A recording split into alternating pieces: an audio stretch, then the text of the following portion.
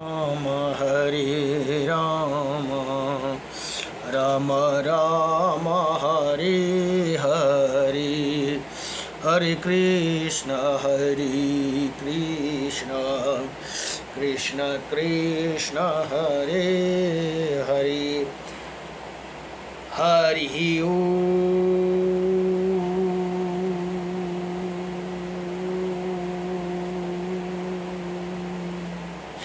स्वस्ति श्री गणेशाय नमः। ओम श्री सरस्वत्यै नमः। ओम श्री वेद पुरुषाय नमः। ओम श्री मात्र पितृचरण कमलेभ्यो नमः। ओम श्री गुरुचरण कमलेभ्यो नमः। ओम समस्त कुल देवता चरण कमलेभ्यो नमः। ओम समस्त पितृदेवता चरण कमलेभ्यो नमः। कृष्णं नारायणं वन्दे कृष्णं वन्दे प्रजाप्रियं कृष्णं द्वैपायनं वन्दे कृष्णं वन्दे प्रीताशुतं वासुदेवं सुता देवकं सचारुणमर्दनं देवकी परमानन्दं कृष्णं वन्दे जगद्गुरुं। मुकुं करोति वाचालं पङ्गुं लङ्घयति गिरिं यत्कृपातमहं वन्दे परमानन्दमाधवं। कस्तूरितिलकं ललाटपटले वक्षस्थले कौस्तुभं नासाग्रवरमौक्तिकं करतले वेणुकरे कङ्कणं सर्वज्ञहरिचन्दनसुललितं कंठे च मुक्तं बलि गोपास्त्रीपरिवेष्टितो विजयते गोपालचूडामणिः वंशी विभूषितकर्णं नवनीरदाभात पीताम्बरदारुणाभिमाफलधरुष्टः पूर्णेन्द्रसुन्दरमुखः रवीन्द्रनेत्रात् कृष्णात् परं किमपि ततोऽहं न जानीहि। सच्चिदानन्दरूपायं विश्वोत्पत्यादिहेतवे त्रयपत्राय विनाशायं श्रीकृष्णाय वयं नमः। ॐ कृष्णाय वासुदेवाय हरये परमात्मने प्रणतक्लेशनाशाय गोविंदाय नमो नमः। जय जय श्री राधे जय जय श्री राधे मेरे स्वामिनी मैं राधे जो की दास। जन्म जन्म दीजिए ओ मोहे श्री चरण को वास। जन्म जन्म दीजिए ओ मोहे श्री वृंदावन को वास। नारायणं नमस्कृत्यं नरं चैव नरोत्तमं देवीं सरस्वतीं व्यासं ततो जयमुदीरयेत्। ओम श्री परमात्मने नमः। हरि ओम। गुरुर्ब्रह्मा गुरुर्विष्णुः गुरुदेव महेश्वरः गुरुर्साक्षात् परं ब्रह्म तस्मै श्री गुरुदेव नमः। हरि ओम। अखण्डमण्डलकारकं व्यक्तयनं चराचरं तत्पदं दर्शितं येन तस्मै श्री गुरवे नमः। हरि ओम। अजीवानंद अजीवानंदांश गुरु को दरबार में अजीवानंदांश गुरु को दरबार में सुख छैना यु स्वार्थी संसार में औचानंद गुरु को दरबार में औचानंद गुरु को दरबार में गुरु को गुरु को चरणमा गंगा यमुना सरस्वती नित्यवासिन गुरु को चरणमा सात समुंदर प्रकृति मुस्कुराउँछिन् गुरु हृदयमा ब्रह्मा विष्णु गुरु हृदयमा ब्रह्मा विष्णु शिव गुरु गुण गाउँछन् शिव गुरु गुण गाउँ सतगुरु कै अमृत बानी आत्मालाई मोक्ष गराउँछन् आत्मालाई मोक्ष गराउँछन् सुख छैन छैन छैन यो स्वार्थी संसारमा आउँछ आनन्द गुरुको दरबारमा आउँछ आनन्द गुरुको चरणमा गुरुको दयाले बन्छ काम भक्तिले मिल्छ ज्ञान गुरुको दयाले बन्छ काम भक्तिले मिल्छ ज्ञान ब्रह्म ज्ञानको मूल बढेर भगवानमा लाग्छन् ध्यान सुख छैन यो स्वार्थी संसारमा आउँछ आनन्द गुरुको दरबारमा ज्ञान सुमिरन अमृत पान अनहद नाद जलकार ज्ञान सुमिरन अमृत पान अनहद नाद जलकार पूर्ण गुरुको कृपा भएर पूर्ण गुरुको कृपा भएर बन्छ जीवन पार बन्छ जीवन पार सुख छैन छैन छैन यो स्वार्थी संसारमा आउँछ आनन्द गुरुको दरबार नमो भगवते वासुदेवाय नमः हरि ओम हरा एउटा यो स्तोत्र बलिमा महत्त्वपूर्ण स्तोत्रम छन् जो डेली गायन गर्ने गरे भने समस्त पापदेखि मुक्ति हुन्छ भनेर यहाँ बताइएको छन् कुन स्तोत्र भने चाहिँ श्री विष्णु अष्टविंशति नाम स्तोत्रम भनेर यहाँ बताउनु भयो अब अर्जुनले भगवान कृष्णसँग सोध्नुहुन्छ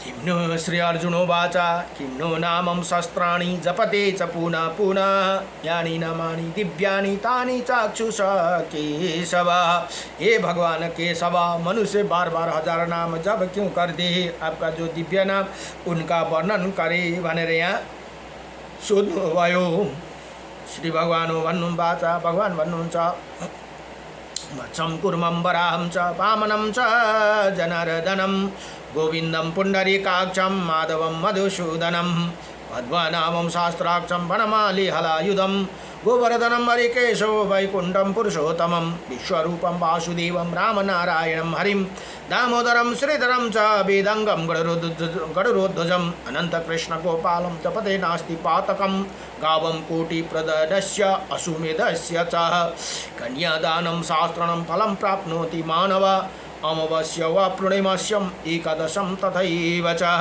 सन्ध्याकाले स्मरे नित्यं प्रातःकाले तथैव च मध्याह्ने च जपे नित्यं सर्वै पाप प्रमोचति भनेर यहाँ भन्नुहुन्छ इति श्रीकृष्ण अर्जुन संवादे श्री विष्णु अष्टविंशति नाम स्तोत्रम सम्पूर्णम यहाँ भगवान भन्नुहुन्छ हे अर्जुन यी नाम जप गर्ने यो कति भने 28 वटा नाम छन् यी नाम जप गर्ने पुरुषका भित्र पाप नै रहते उसले 1 करोड गौदान गरेको फल प्राप्त गर्दछ भने 100 अश्वमेध यज्ञ र 1000 कन्यादान गरेको फल पनि प्राप्त गर्दछ औँसीमा पूर्णिमा तथा एकादशी तिथिको नमा प्रतिदिन सायं भनेको बेलुका प्रात भनेको बिहान एवं मध्याह्न भनेको दिउँसो यिन 3 टाइमै यो मन्त्र स्मरणपूर्वक जप गरे भने हामी सम्पूर्ण पापदेखि मुक्ति हुन्छौँ यो गुगलमा पनि पाइन्छ है श्री विष्णु अष्टविंशति नाम स्तोत्रम भनेर सर्च गरे भने गुगलमा पनि छन् यो नवा स्तोत्र बलि एउटा पुस्तक छ यसमा सबै स्तोत्रहरू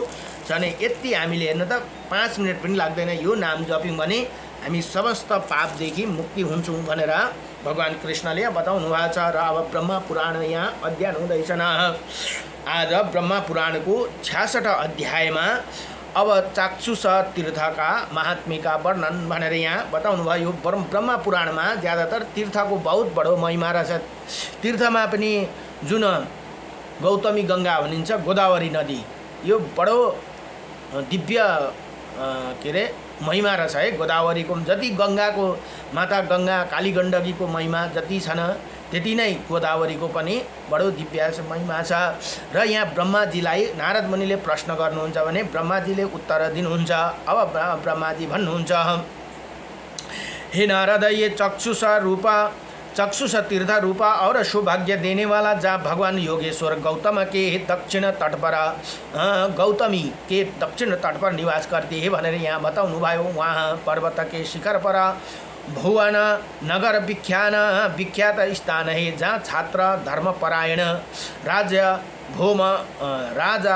भुवन निवास करते हैं। उसी नगर में बुद्ध कौशिक नाम का एक ब्राह्मण थे जिसे वेदताओं में श्रेष्ठ गौतम नाम का पुत्र हुआ भनेर यहाँ बताउनुहुन्छ।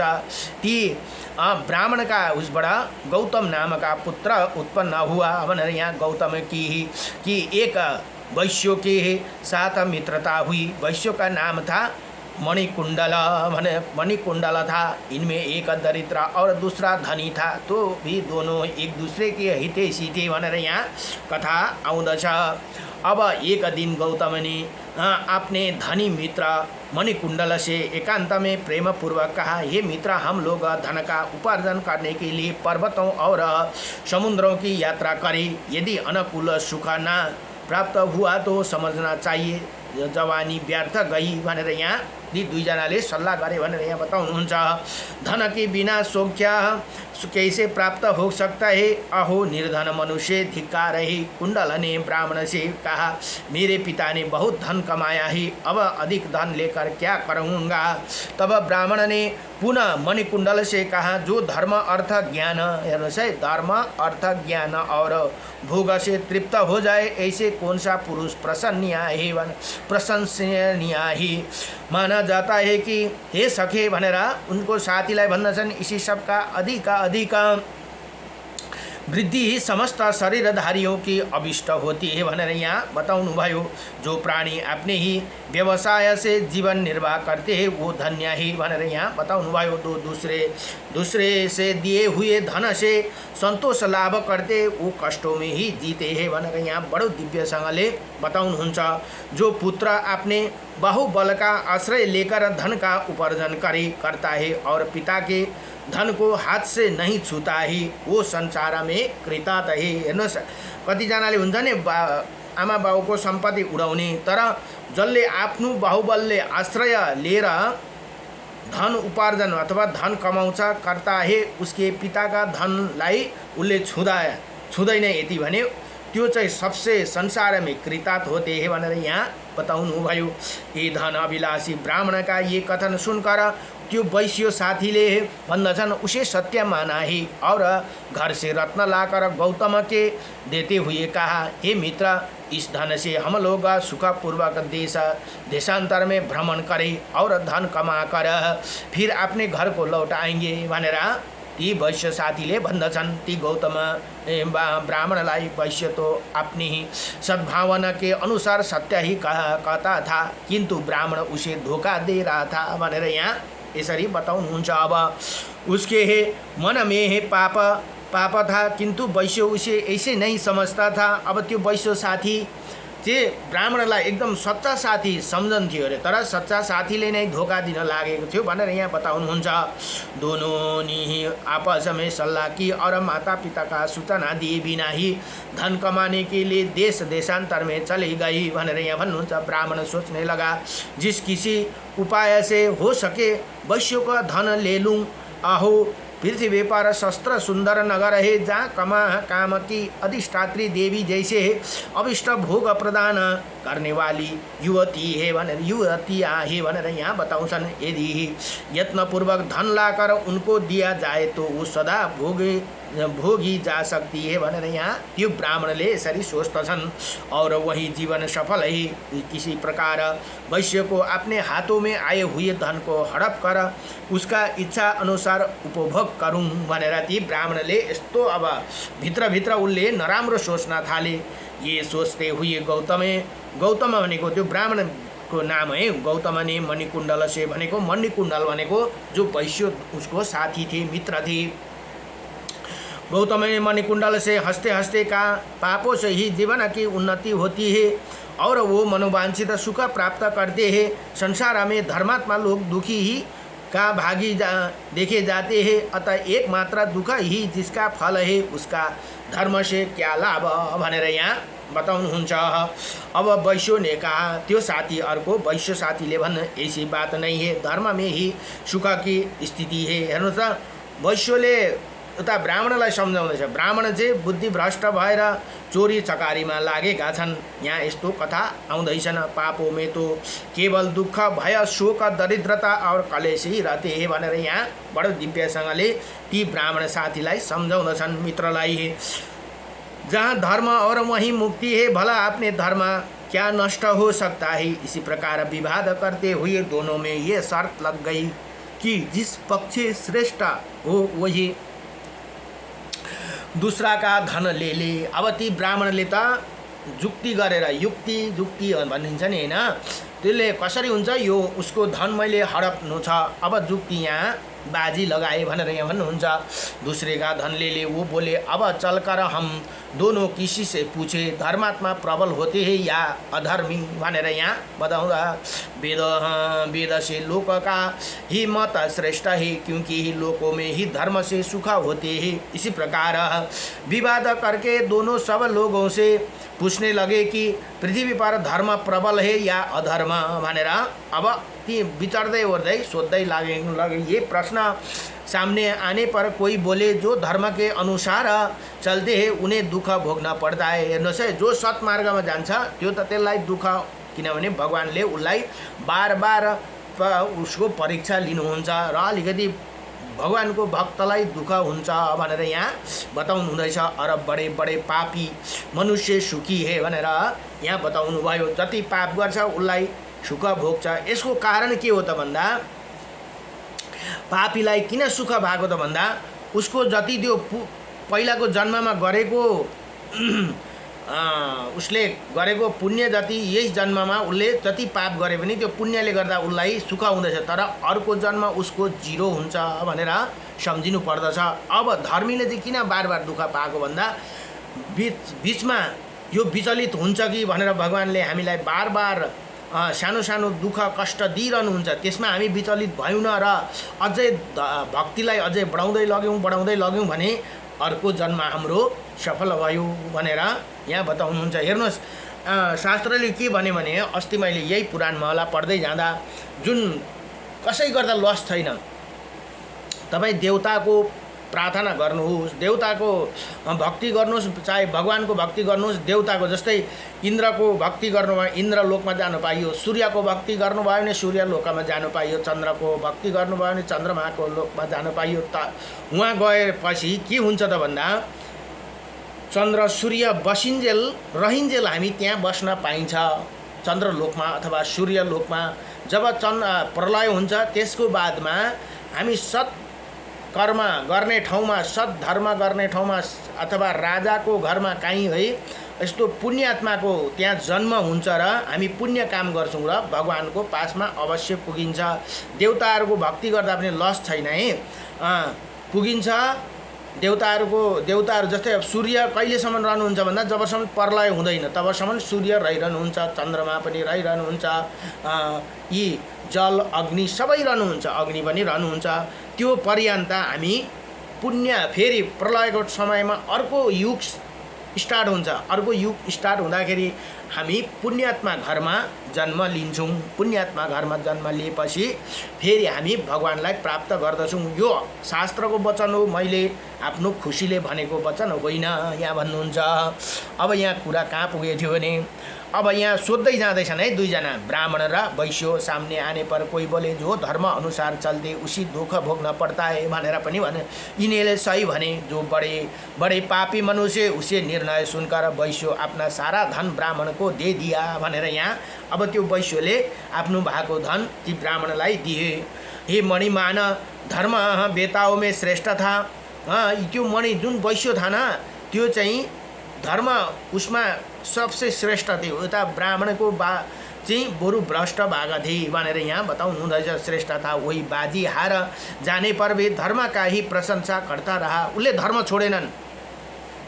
धर्ममा चाहे धर्मले दुःख पाओस् भनेर पनि आफ्नो सम्पत्ति उसलाई दिए ब्राह्मणलाई। ब्राह्मणले मणिमान से पूछा क्या तुम अब भी धर्म की प्रशंसा करते हो?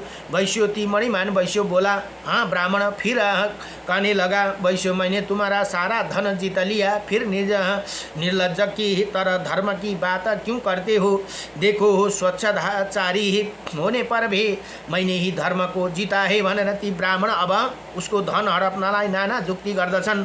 बात ब्राह्मण की बात सुनकर वैश्य ती मणिमान से मुस्कुराते हुए कहा हे सखे जैसे धान्य में पूला का पेय और पंखधारी चिड़ियों में छोटी मक्खी होती है वैसे ही मैं उन मनुष्य में भी सारा हिण मानता हूँ भनेर यहाँ तिनले राम्रो कति राम्रो उदाहरण दिए। जिनमें धर्म नहीं होते चारों पुरुषार्थों में पहले धर्म का नाम आता है भनेर यहाँ अब चारों पुरुषार्थमा पनि पहिला धर्म अर्थ काम मोक्ष भनेर यहाँ भन्नुहुन्छ। धर्म अनुसारले कमाएको अर्थ भनेको पैसा रुपियाँ त्यसलाई काममा भगवानको उसमा काममा लाउनु भयो भने त्यसले मोक्ष गराउँछ हामीलाई। तर अधर्म हिसाबले कमाएको धन सम्पत्तिले हामीलाई मोक्ष दिँदैन भनेर यहाँ ती वैश्य साथीले पनि ब्राह्मणलाई उल्टा छ है। यहाँ वैश्यले ब्राह्मणलाई सम्झाउँदछन् यी चार पुरुषार्थ भनेर यहाँ बताउनु भयो। पहिले धर्म का ही नाम आते हैं अर्थ और काम उसके बाद में आते हैं तथा वो धर्म मुझे मौजूद है फिर तुम कैसे कहते हो कि मैं जीत लिया? ये सुनकर ब्राह्मण ने पुनः वैश्य की बाला साथीसँग कहा अब दोनों हाथों की बाजी लगाया जाए। वैश्य बोला ठीक है। फिर दोनों ने जाकर पहले की ही भांति लौकी का मनुष्य को पूछा। निर्णय जो का त्यों रहा। ब्राह्मण बोला फिर मेरे विजय हुई। ये कहकर उसने वैश्य दोनों हाथ काट डाले भनेर यहाँ बताउनुहुन्छ। और पूछा अब धर्म कैसे मानते हो? ब्राह्मण को इसी प्रकार आक्षेप करने पर वैश्य ने कहा मेरे प्राण कंठ तक आ जाए तो भी मैं धर्म को नहीं छोडूंगा। यस्तो हेर्नु त यस्तो दिव्य त्यो वैश्यले ब्राह्मणलाई सम्झाउँदछन् बरु मेरो प्राण जाओस् तर म धर्म छोड्दिन भनेर यहाँ बताउँदछन्। श्रेष्ठ मान्ता रहूँ धर्म ही देहधारियों को माता पिता सुहद और बन्धु है भनेर यहाँ हाम्रो धर्म नै सबै कुरा हुन् भनेर यहाँ बताउँदछन्। इसी तरह दोनों का विवाद चलता रहा। ब्राह्मण धनवान हो गया और वैश्य धन के साथ दोनों बाहों भनेको दोनों हाथ भी धो बैठा। इसी तरह भ्रमण करते हुए दोनों गौतमी गंगा के तट पर आए। आ पहुँचे जहाँ योगेश्वर श्रीहरि का निवास स्थान है। वहाँ आने पर फिर दोनों में विवाद आरंभ हो गए। वैश्य गंगा योगेश्वर के और धर्म की प्रशंसा करता था। इसमें ब्राह्मण को बड़ा क्रोध हुआ। वो वैश्य पर अपेक्षा करते हुए बोला धन चला गया दोनों हाथ कट गए अब केवल तुम्हारे प्राण बाकी है। यदि फिर मेरे मत के विपरीत कोई बात मुँह से निकालोगे तो मैं तलवार से तुम्हारा सिर काट लूँगा भनेर अब त्यो ब्राह्मणले त्यस्तो क्रूर बुद्धि गर्न थाल्यो। वैश्य फेरि त्यो वैश्य भन्छन् हंस पड़ा। उसने पुन गौतम को चुनौती देते हुए कहा मैं तो धर्म को ही बड़ा मानता हूँ तुम्हारे जैसे इच्छा हो कर लो। जो ब्राह्मण गुरु देवता वेद हेर्नुहोस् है जुन ब्राह्मण भएर ब्राह्मण गुरु को देवता वेद धर्म और भगवान विष्णु की निंदा करता है वो पापचारी होता है भनेर यहाँ बताउनु भयो। ब्राह्मण छ यदि उसले आफ्नो गुरुको अब ब्राह्मण भएपछि गुरु त अवश्य हुन्छन् किनभने दीक्षा गुरु के अरे योग्य पवित्र व्रतमन गरेपछि उनले गुरु प्राप्त गर्दछन्। त्यस्ता गुरु देवता वेद शास्त्र धर्मलाई और भगवान विष्णु को निंदा करता है वो महापापचारी है भनेर यहाँ बताउनु भयो। मनुष्य है पाप रूप है वो स्पर्श गर्ने योग्य नहीं, त्यस्तालाई त छुनु पनि हुँदैन अरे, त्यस्तोसँग बातचित पनि गर्नु हुँदैन भनेर यहाँ बताउनु भयो। धर्म को दूषित करने वाला उसी है। दुराचारी पापात्मा परित्याग कार्य कर देना, तप ब्राह्मण के कुपित होकर कहा, यदि तुम धर्म की प्रशंसा करते हो तो हमें दोनों को प्राण की बाजी लगा जाए भनेर अझै पनि त्यो ब्राह्मणले अब त्यसो गर्दैछ। वैश्य ने कहा, ठीक है फिर दोनों साधारण लोगों से पूछा किंतु लोगों ने पहले जैसे उत्तर दिया, धर्मले दुःख पाउँछ पापले सुख पाउँछ भनेर फेरि त्यसरी नै उनीहरूले मत दिए भनेर यहाँ बताउनुहुन्छ।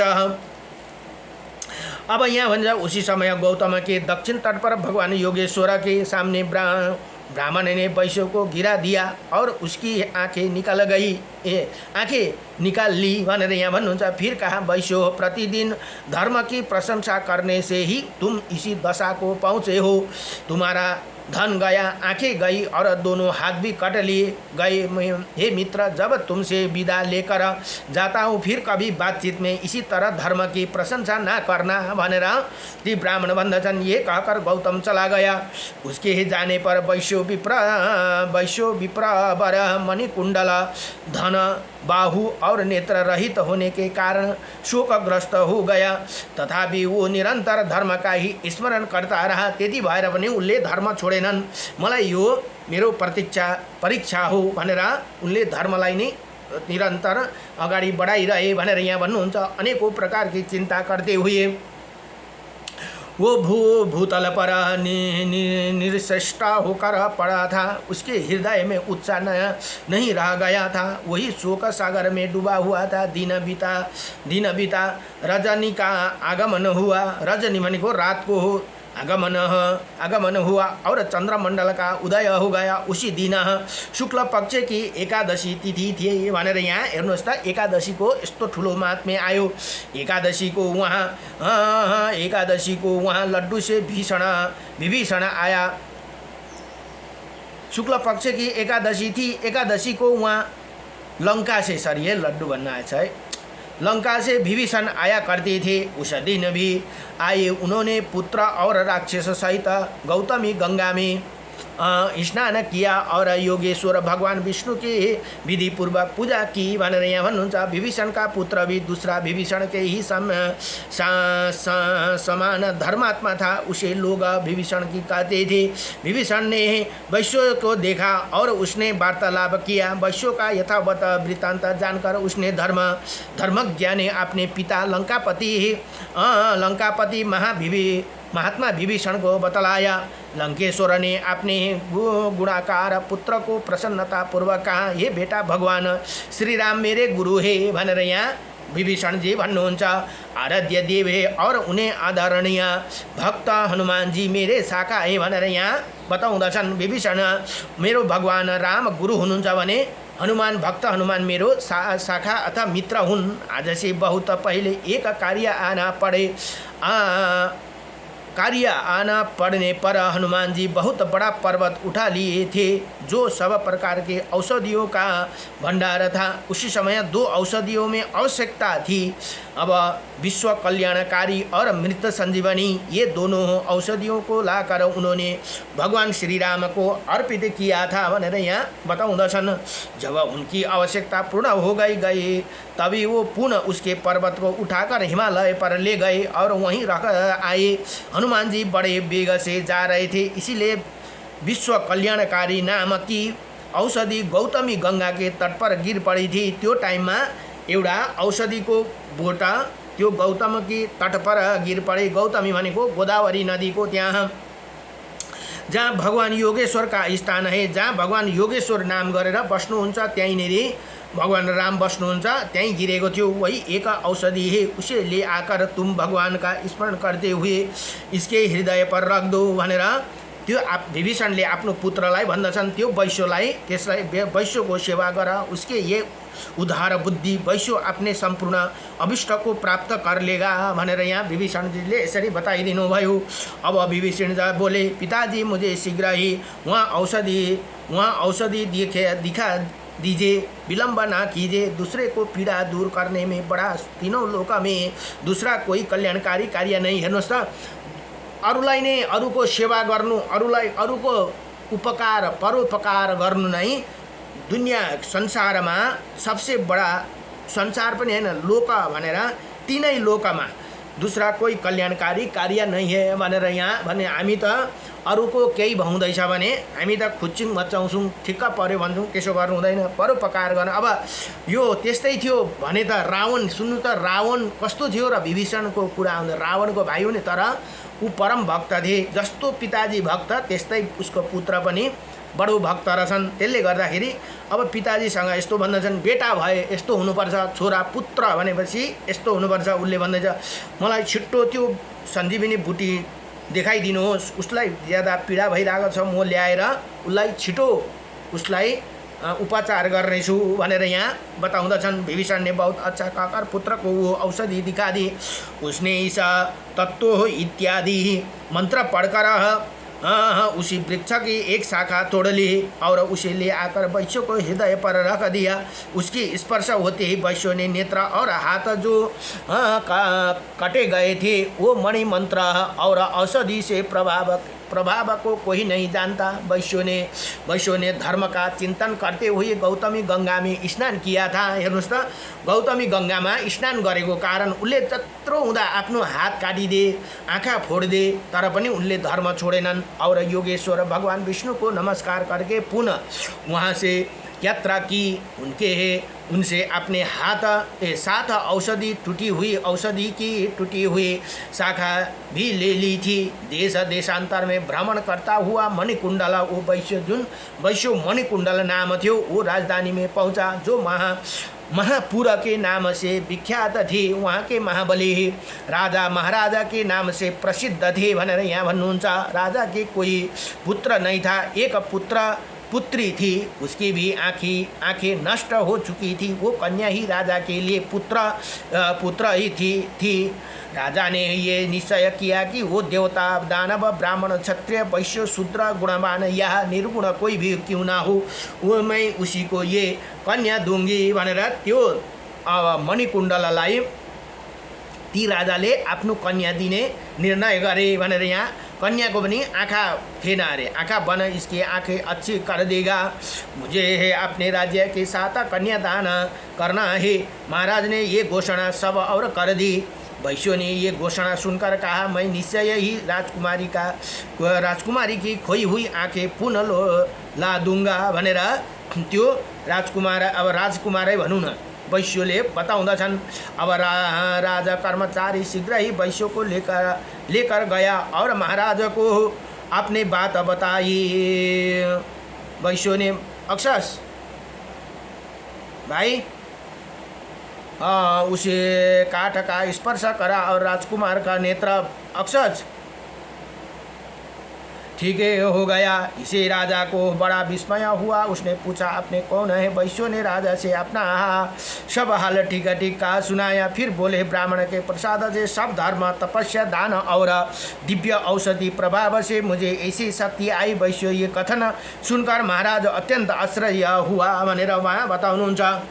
अक्षत बोले, अहो ये महानुभाव कोई देवता ही होगा, अन्यथा देव मनुष्य ऐसी शक्ति देखा जाता है। और राज्य की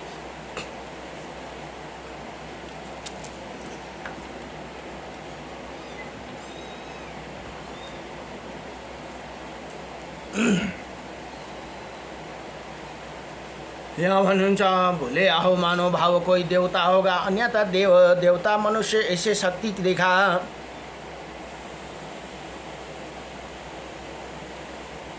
यहाँ भन्नुहुन्छ, राजकुमार शीघ्र ही लेकर गया और महाराज उन्हें सब बातों बताई। वैश्य ने उसी काठ भनेको जुन अघि त्यो विभीषण का पुत्र ने उसलाई दिएका थिए टुक्रा, छातीमा राखिदिएका थिए। स्पर्श कराया, राजकुमारी का नेत्र ठीक हो गई।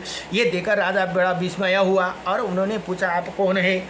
वैश्यों ने राजा से अपना सब हाल ठीक ठीक का सुनाया। फिर बोला, ब्राह्मण के प्रसाद से शव तथा धर्म, तपस्या, दान, यज्ञ और दिव्य औषधि से प्रभाव से मुझे ऐसे शक्ति आई। वैश्यों ने ये कथन सुनकर महाराज अत्यंत आश्चर्य हुआ। वो बोले, आहो मैं मानो भाव कोई देवता ही होगी, अन्यथा देवतर मनुष्य ऐसे शक्ति कैसे दिखी जाती है। अतः इन्हें राज्य के साथ ही अपने कन्या अवश्य दूंगा भनेर राजा और प्रसन्न हुनुभयो रे। मन में ऐसे संकल्प करके राजा ने कन्या सहित राज्य वैश्य को दे दिया। त्यो वैश्य मणिकुण्डल नाम गरेको ती वैश्यलाई सबै राज्य नै प्राप्त उनलाई दिए। मणिकुण्डल राज्य को पाकर भी मित्र के बिना संतुष्टि ना हुआ।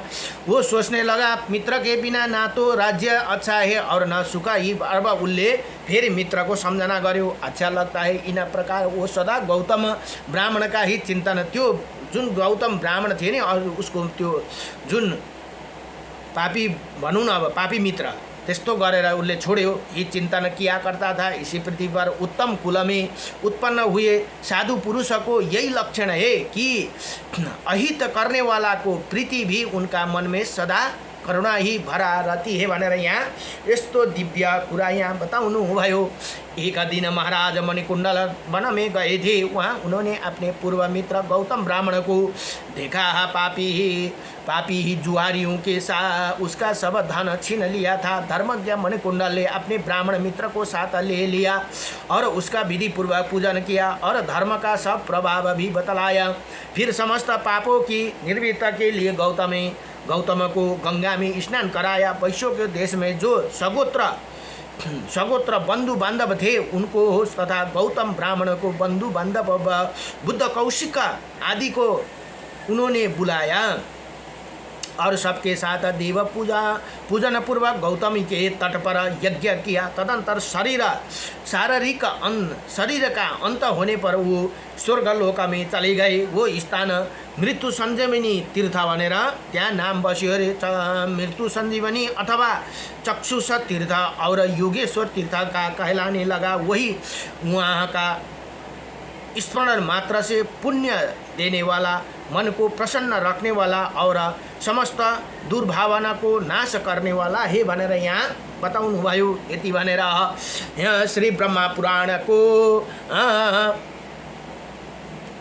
चक्षुष तीर्थ अथवा मृत्यु संजीवनी तीर्थ अथवा योगेश्वर तीर्थ का वर्णन यहाँ पूरा भयो। 66 अध्याय यहाँ पूरा भयो। नमो भगवते वासुदेवाय कृष्णाय वासुदेवाय हरे परमात्मने नमः प्रणतक्लेशनाशाय गोविंदाय नमो नमः। श्री कृष्ण गोविंद हरे मुरारी हे नाथ नारायण वासुदेवं श्री श्याम नारायण ये मुकुंद लक्ष्मीपते केशव वासुदेवं श्री कृष्ण गोविंद हरे मुरारी हे नाथ नारायण वासुदेवं। अब भोलिको प्रसंगमा अब समुद्र ऋषि सत्र आदि तीर्थों का महिमा तथा गौतमी की महात्म्य का उपसंहार भनेर भोलिको बडो दिव्य कथा छन्। यो तीर्थको बडो दिव्य महात्म्य छ है यो ब्रह्मा पुराणमा। अब यो चाहिँ छोटकारीमा भनेको मतलब मुख्य कथा छ यो ब्रह्मा पुराण। अब संस्कृत र हिन्दी अथवा नेपालीको त ठुलो हुन्छ है संस्कृतको मात्रै, तर यसमा चाहिँ सब कथा कुनैमा 2-3 अध्याय पनि मिलाएर मुख्य कथा यहाँ हालिदिनु भएको छ। त्यसले गर्दा 107 अध्यायमा यहाँ बताइएको छ, मुख्य कथा नै बताएको छन्। र अब भोलिको पनि बडो दिव्य प्रसङ्ग छ। नमो भगवते वासुदेवाय कृष्णाय वासुदेवाय।